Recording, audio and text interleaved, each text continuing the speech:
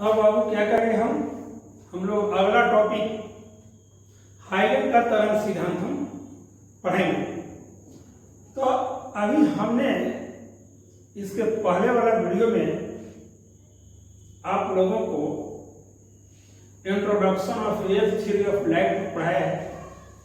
उसमें हमने सभी वैज्ञानिकों के बारे में वर्णन कर दिया है कि कैसे कैसे वैज्ञानिकों ने अपने विचार को व्यक्त करके तरंग सिद्धांत का प्रतिपादन किए और क्या क्या उनका मत था और कौन सा मत माना गया और कौन क्या है। अब हमको इस पाठ में हाइगन के तरंग सिद्धांत के आधार पर ही सारी फोकस करना है। जितने भी हमारे 12 क्लास के सिलेबस पढ़ना है प्रकाश के तरंग सिद्धांत पर बाबू, हमको हाइगन के तरंग सिद्धांत में ही पढ़ाई करना है। इतना तो अब क्लियर हो गया। तो अब देखिए उसमें ही हमने बहुत काफी बता दिया। उन्होंने अपने सिद्धांत को 1678 ईस्वी में हाइगन ने बताया था कि प्रकाश एक स्थान से दूसरे स्थान तक तरंग के माध्यम तरंग द्वारा गमन करती है। इसमें सारी परिकल्पनाएं उन्होंने बताया कि प्रकाश तरंग के रूप में हवा या निर्वात में गमन कर सकती है और उसका वेग 10 × 10⁸ मीटर प्रति सेकंड है। उन्होंने अपने सिद्धांत में माना कि संपूर्ण ब्रह्मांड एक माध्यम में व्याप्त है। उस माध्यम को काल्पनिक ईथर कहा। क्या क्या काल्पनिक को मानने का तर्क यही था बाबू। मानने का तर्क यह था जब तरंग को गमन के लिए किसी माध्यम की आवश्यकता होती है तो उन्होंने क्या किया कि ईथर माध्यम को काल्पनिक मान लिया। उन्होंने कहा कि ईथर भारहीन मान लिया और जिसकी प्रत्यक्षता सबसे अधिक और घनत्व सबसे कम होता है उस आधार पर उन्होंने माना। और ईथर का घनत्व बहुत ही कम तथा प्रत्यक्षता बहुत अधिक होता है। इसी के आधार पर उन्होंने क्या निकाला, तरंग का वेग v √E/d निकाला और उन्होंने बताया कि प्रकाश का वेग 3 × 10⁸ मीटर प्रति सेकंड। उन्होंने अपनी विवेचना के आधार पर बताया। अब हम देखते हैं कि प्रकाश में आपने क्या देखा कि प्रकाश के में चलते हैं जो 7 रंगों का जिक्र होता है। क्या होता है, प्रकाश में 7 रंगों का जिक्र होता है और उन रंगों का प्रकाश में विभिन्न रंगों का आभास का मुख्य कारण है तरंग दैर्घ्य में अंतर। कहने का मतलब जो प्रकाश से 7 रंग की किरणें निकलती है उनका रंग भिन्न भिन्न होता है। उनका मुख्य कारण है प्रकाश के भिन्न भिन्न रंगों का तरंग दैर्घ्य क्या होता है, अलग अलग होता है, जिसके चलते सभी रंग क्या होते हैं, अलग अलग दिखाई देते हैं। एक के बारे में हमको बता दे रहे हैं। फिर देखिए अब यही बात है कि प्रारंभ में उन्होंने भी माना था कि प्रकाश एक अनुदैर्घ्य तरंग है। प्रारंभ में क्या माना गया था, प्रकाश एक अनुदैर्घ्य तरंग है।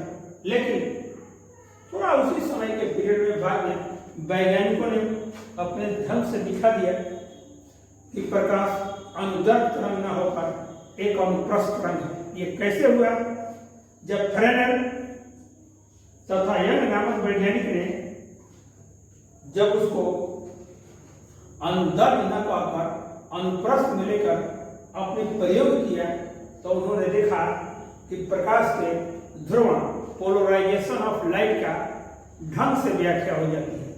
अब आप लोगों को सबसे पोलराइजेशन तो आगे पढ़ना है, लेकिन पोलराइजेशन का मतलब यहां बता देते हैं। पोलराइजेशन, पोलराइज का मतलब होता है कि कोई भी चीज टेढ़ी मेढ़ी है उसको सीधा करने की क्रिया को अगर किसी व्यवस्था द्वारा उसको सीधा डायरेक्शन, कोई चीज बिखरा हुआ है और बिखरे हुए चीज को आप उसको सेंट्रलाइज करते हैं उसको डायरेक्शन में चला देते हैं, किसी डायरेक्शन में, जिस डायरेक्शन में उसका नेचर है, सोच है, उस डायरेक्शन में आप चला देते हैं तो वह क्रिया होती है पोलराइजेशन की क्रिया। वही पोलराइजेशन का मतलब क्या, थोड़ा सा प्रकाश को हम जानते हैं कि प्रकाश एक तरंग के रूप में चलती है और कोई व्यवस्था, इस व्यवस्था में कुछ नहीं है, आगे हम बताएंगे। आपको क्रिस्टलों का उपयोग किया जाता है। क्रिस्टल क्या है, जो कांच के, जो बहुत हाई चीज का बना होता है वहां पर क्रिस्टल होता है, और क्रिस्टल का सबसे पहचान होता है क्रिस्टलीय ठोस को जब आप पटक देते हैं तो क्रिस्टलीय ठोस क्या होता है, चकनाचूर होता है, वो क्रिस्टल का गुण। तो विभिन्न तरह के क्रिस्टलों का उपयोग किया जाता है उसको पोलराइजेशन का वर्णन करने के लिए। तो उन लोगों ने क्या किया कि प्रकाश, जब ध्रुवण का मतलब होता है प्रकाश जो तरंग के रूप में जाती है, उसको कोई व्यवस्था करके प्रकाश को सीधी रेखा में चला देंगे। क्या करेंगे, सीधी रेखा में चला देंगे, तब प्रकाश का कोण जो सीधी रेखा में होती है उसको दर्शाया जाता है। वही चीज को क्या कहते हैं, पोलराइजेशन कहते हैं। और जब उन लोगों ने कहा कि प्रकाश अनुदैर्घ्य तरंग न होकर अनुप्रस्थ तरंग है, तो इस पर सभी चीज पर उसकी संपूर्ण क्या हो जाती है, व्याख्या हो जाती है। फिर एक को देख लीजिए, 1678 ईस्वी में हाइगेंस ने बताया था प्रकाश तरंगों के रूप में चलता है। इन्होंने कॉन्फिडेंस कहा कि किस रूप में प्रकाश चलता है, तरंगों के रूप में चलता है। ये तरंगें सभी दिशाओं में निर्वात या हवा में चलती है। उसका वेग कितना होता है, 3 × 10⁸ मीटर प्रति सेकंड होता है। तीसरा है, संपूर्ण ब्रह्मांड में ईथर नामक कण फैला हुआ है, जिसका घनत्व सबसे कम और प्रत्यास्थता सबसे अधिक माना गया है। माने वह काल्पनिक माध्यम क्या है, ईथर है। तो ईथर का घनत्व कितना लिया गया है, सबसे कम। ईथर का घनत्व सबसे कम और प्रत्यास्थता सबसे अधिक होती है। और प्रकाश में विविध रंगों का आभास कैसे होता है, विविध रंगों का आभास तरंगदैर्घ्य में अंतर होने के कारण प्रकाश में विभिन्न रंगों का आभास होता है। छठा है, प्रकाश को अनुदैर्घ्य तरंग माना गया था प्रारंभ में, लेकिन बाद में इसको अनुप्रस्थ तरंग माना गया। 2 वैज्ञानिक, फ्रेनेल और यंग नामक वैज्ञानिक ने इस पर अपने प्रयोग द्वारा किया और उन्होंने बताया कि जब तक प्रकाश को अनुप्रस्थ नहीं माना जाएगा तब तक कि ध्रुवण की सफल व्याख्या नहीं होगा। और तब उन लोगों ने प्रकाश के ध्रुवण की व्याख्या किया और अनुप्रस्थ तरंग मानकर तो उसमें सफलता प्राप्त हुई। आज से आपको जानना चाहिए प्रकाश अनुदैर्घ्य तरंग न होकर अनुप्रस्थ तरंग है। अगर कभी एक नंबर में पूछ देता है कि हाइगेन के अनुसार प्रकाश कौन से तरंग है, अनुदैर्घ्य की अनुप्रस्थ, ये अनुप्रस्थ मत लिखिए जाएगा। हाइगेन के अनुसार उस समय जब उन्होंने आविष्कार किया प्रकाश अनुदैर्घ्य तरंग था। तो फिलहाल में प्रकाश क्या चीज है, अनुप्रस्थ तरंग। इस सब बातों को ध्यान